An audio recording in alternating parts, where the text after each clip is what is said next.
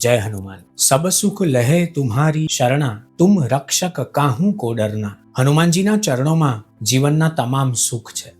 એ સાથે હોય પછી ચિંતા શેની? એમના જેવા રક્ષક બીજા કયા? સબ સુખ લહે તુમ્હારી શરણા. એમના ચરણોમાં સુખ છે. હનુમાનજી સુખ ભોગવતા નથી, પણ આપણને જરૂરી એવા સુખો આપે છે. હનુમાનજી એક એવા ભગવાન છે જે આપણને મનોવાંછિત ફલ આપે છે. જ્યારે સુખ આવે ત્યારે ચિંતા પણ આવે. એટલે જ આપણે સુખને એન્જોય નથી કરી શકતા. એટલે જ આપણે સુખ આવ્યા પછી હવે શું થશે એની ચિંતામાં ને ચિંતામાં આ વર્તમાનને ઉજાગર નથી કરી શકતા.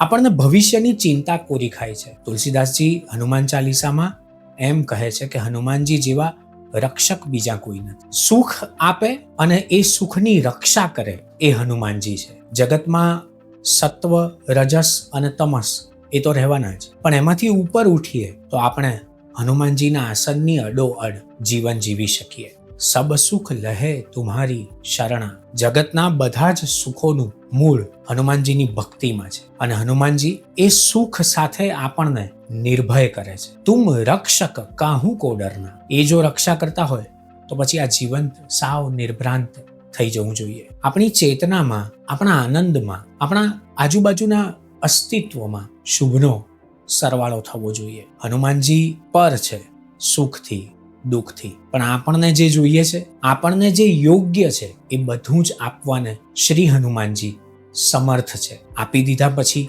એમને પૂજીએ છીએ, મનમાં ભાવ રાખીએ છીએ તો એ આપ્યા પછીનું રક્ષણ પણ હનુમાનજી સ્વયં કરે છે. જય હનુમાન.